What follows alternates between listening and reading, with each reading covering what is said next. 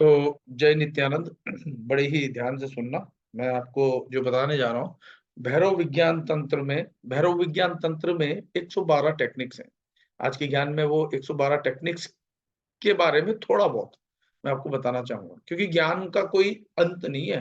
कहते हैं ना कि परमात्मा अनंत है, तो अनंत का मतलब वो ज्ञान इनफाइनाइट है। लेकिन उस ज्ञान से भी जो अंतिम ज्ञान है, यानी सत्य, जो बदलता नहीं, है ना, उसको जानने के लिए हमको पहले ये सब ज्ञान जानना होगा। तो भैरव विज्ञान तंत्र में आप अच्छे से अगर समझें तो विराम, हम स्कूल में भी जब प्रेयर किया करते थे, तो उस दरमियान जो शिक्षक होते थे या जो बच्चे प्रेयर करवाया करते थे, तो कहते थे प्रेयर से पहले बाद में पीटी या जो कुछ भी होता था, सावधान। तो सावधान में हम अवेयर हो जाते थे। तो हम साधना करते हैं उस दौरान, हम कहते हैं ना बी अवेयर, जो भी हो रहा है उसके प्रति सावधान, अवेयरनेस लेकर के आए। और फिर हम कहते हैं विश्राम। विश्राम मतलब सब रिलीज कर दो, जो कुछ भी है भीतर, रिलीज। तो इसी प्रकार से परमात्मा ने जो हमें प्रकृति के माध्यम से जो हमें सीखना है ना, पुरुष और प्रकृति दो ही जो है, एक ही तत्व निर्गुण निराकार ज्योतिर्मय सगुण साकार ज्योतिर्मय के रूप में पहले एक, फिर बाद में उसी की दो ऊर्जाएं, मेल एंड फीमेल एनर्जी। अब आप समझो प्रकृति से कैसे सीखोगे। प्रकृति है तो आप सांस ले रहे हो, सांस आई तो एक जो विराम आता है ना, उसको कहते हैं विश्राम। अगर वो विराम ना हो, विश्राम ना हो, तो आदमी थक जाएगा। आप करके देख सकते हो, प्रैक्टिकल करके देख सकते हो। यदि मैं कहूँ सांस लो और बिना ब्रेक की सांस निकाल दो, फिर बिना ब्रेक की सांस फिर लो, तो आप बहुत जल्दी थक जाओगे। आपका मन थक जाएगा। जो दिन भर ऊट पटांग मन आपको यहाँ से वहां, वहां से यहाँ, यहाँ से वहां दौड़ाता रहता है ना, वो थक जाएगा। और जब आपका मन थक जाएगा तो आप एकदम आत्मा से कनेक्ट हो जाओगे। क्यों? क्योंकि विचार रहेंगे नहीं। जब विचार नहीं है तो शेष जो बच गया वो है आपका आत्मा। ये शरीर भी जब थक जाएगा तो निडाल हो जाएगा, आंखें बंद हो जाएंगी। और आप, या तो दो स्थितियां होंगी, अगर आपका अभ्यास नहीं है निरंतर, तो आप समाधि में नहीं, निद्रा में चले जाओगे। और गहरी निद्रा में कहाँ डर है, कहाँ दुख है। सांप भी अगर ऊपर से चला जाए तो कोई भय नहीं। यानी हमारे अहंकार, मन और माया के कारण हमें डर भी लगता है, दुख भी होता है, कहीं आग लग जाए तो जलने का भय भी होता है। लेकिन जब गहरी निद्रा में होते हैं तो कुछ भय नहीं होता, क्योंकि मन और माया यानी शरीर दोनों सो चुके हैं, सिमट चुके हैं। उसी प्रकार से जीवन में विराम जो है, अब जैसे आपको मैं कहूं सांस लो सांस निकालो, बिना ब्रेक की सांस लोगे निकालोगे तुरंत थक जाओगे। लेकिन आप पूरी जिंदगी जब तक ये शरीर रहता है, सांस लेते भी हो और निकालते भी हो, और सांस लेने और निकालने से थकते नहीं हो। कारण कारण ये है कि विराम। सांस ली, एक अवकाश आया, फिर सांस निकाली, एक अवकाश आया। आप थकते नहीं हो। इसलिए जीवन में आप परम अवकाश यानी परम शांति चाहते हो, तो उस अवकाश को बढ़ाओ, उस विश्राम, उस विराम पर ध्यान दो। वो विराम जैसे जैसे बढ़ता जाएगा, आप परम शांति की प्राप्ति कर लोगे। ठीक इसी प्रकार से दिन भर आप जो है देखते रहते हो, थकते नहीं हो।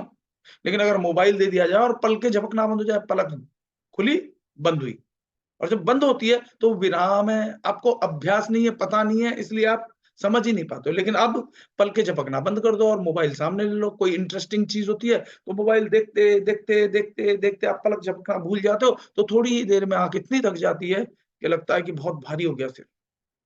क्योंकि पल के झपकना भूल जाती है। जो विराम परमात्मा ने ऑटोमेटिक आपके भीतर डाला हुआ है ना, उसके कारण आप थकते नहीं हो। दिन भर देखते रहते हो, यहाँ से वहां जाते रहते हो, आते रहते हो, लोगों को देखते हो, दीवारों को देखते हो, मकानों को देखते हो, दुकानों को देखते हो, इसको देखते हो, उसको देखते हो, देखते हो देखते हो देखते हो, लेकिन पलक झपकती है।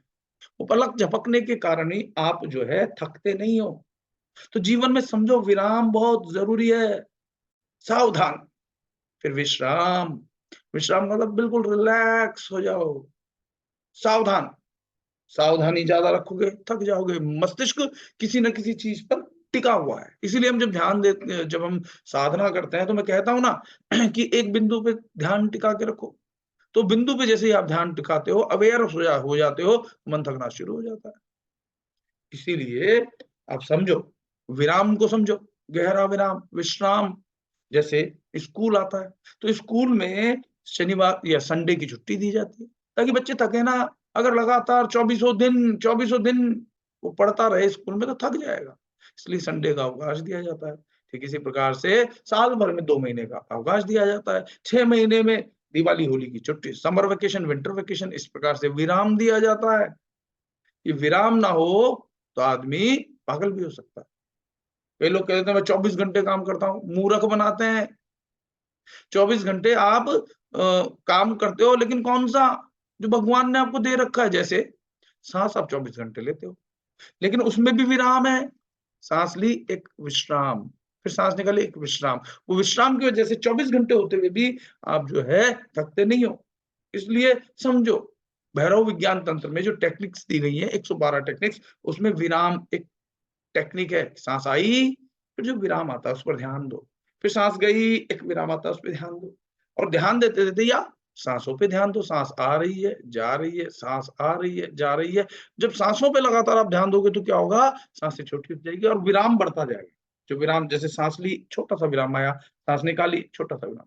लेकिन जब आप लगातार साँसों पर ध्यान दोगे, तो आप पाओगे जो विराम छोटा-सा आया था, वो छोटा बड़ा हो रहा है, और जो साँस आ रही जा रही थी, वो छोटी होती जा रही है, छोटी होती जा रही है, छोटी होती जा रही है, और छोटी होते अब साँस नहीं चल रही है।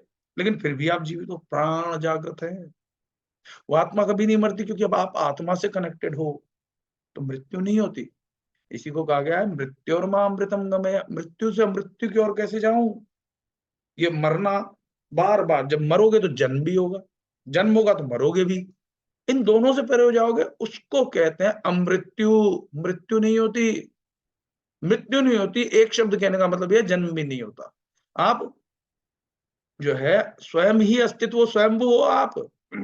लेकिन शरीर, मन का संग करने लेने के कारण, क्योंकि प्रकृति कभी स्थिर रह नहीं सकती, रहती ही नहीं। सरकारें बदलती है, इंसान का शरीर बदलता है, मकान बदलते हैं, दुकान बदलती है, नौकरी बदलती है।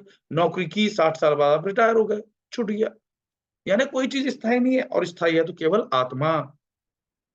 वो गहरा विराम, शरीर छूटता है तो आप गहरे विराम में चले जाते हो। लेकिन एक शरीर से छूटा, एक विराम मिला, और फिर वापस दूसरे शरीर में आ जाते हो। तो जीवन मरण है, जीवन है तो मरना भी है, मरे हैं तो जिएंगे भी, मतलब जन्म भी होगा। तो इन दोनों से ही मुक्ति पा लेने को मोक्ष कहा जाता है, आत्यंतिक सुख, आनंद कहा जाता है। तो इसको समझो। और ये जो मैंने आपके लिए ज्ञान यहाँ पर यूट्यूब पर मैं जो डालने जा रहा हूँ, वो इसलिए ताकि जो ज्ञान परमात्मा की कृपा से मुझे हुआ है, मैं चाहता हूँ आपको भी वो ज्ञान मिले, और जीवन में आप देखो, शरीर में तो सुख-दुःख आना ही है। अगर आप शरीर से तौलते हो किसी व्यक्ति को, तो आप सही ढंग से नहीं जानते। भीतर आत्यंतिक सुख हो, शरीर तो प्रकृति का है ना, कि गुण ही गुणों में बरत रहे हैं।